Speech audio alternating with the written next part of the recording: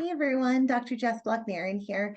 I am here today to talk to you a little bit about when you add a time extension on Canvas, that there are other settings that you're going to want to think about as well. Okay, and here's what I mean when I say that, and I'll share my screen so that you can see it there as well. But so here's the overarching picture, right? Let's say you have a student where you say, I'm giving this student time and a half.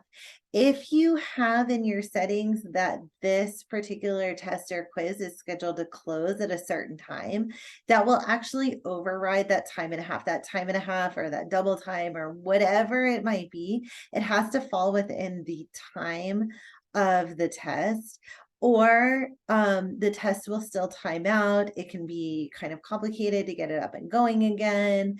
You might get an email from the student or from us trying to get this sorted out. So what I want to do is equip and empower you so that you have the absolute best, most useful information, so that the things that you're doing in collaboration with our SSD office are really good to go the very first time. Okay, so here's a Canvas shell that I have, right?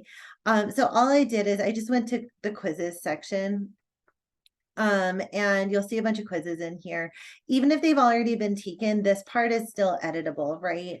But this is something that you really want to get updated before the student's in the test. I believe that if the student's in the test, they might need to close out of that test. It could then result in like complicated hand grading. You don't want any of that. Student doesn't want any of that. So like this is something where we can get everyone squared away before that happens by just checking one additional area. So if you go onto our video tutorials, or even if you just Google like how do I add time in Canvas, it'll show you all this other stuff, but it doesn't necessarily show you this. Okay, so I want to make sure that you know that these two go together, so that way when you do one you can do the other. So all I did is I went to my quiz and I said edit, right? So this is the area with the instructions and a little bit of additional information. So in this particular instance, for me, this is an untimed, multiple attempt quiz, right? But your settings here might be really different depending on your class, right? And that's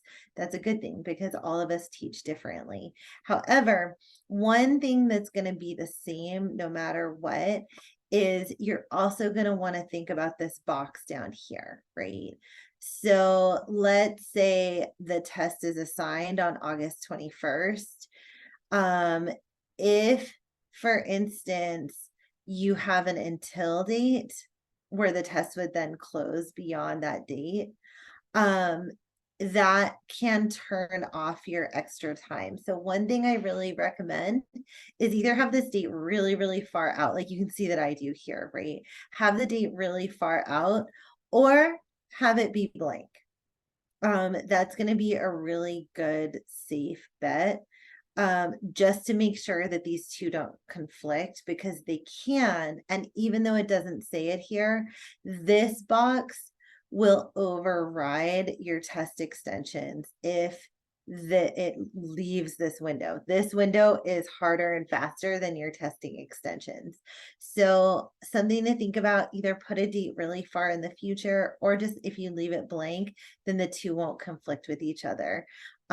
Great areas to check, and just make sure that everything is good to go. But like if your test opens on the 21st at 3 and closes on the 21st at 4, but that bumps into your extensions, it's going to close the test for everyone, even the people with extra time. So one good way to fix that is just to leave it blank, or a week out, whatever it might be, right? I wanted to make sure to share that with you. It is something that definitely comes up at least a couple times in our SSD office every single term.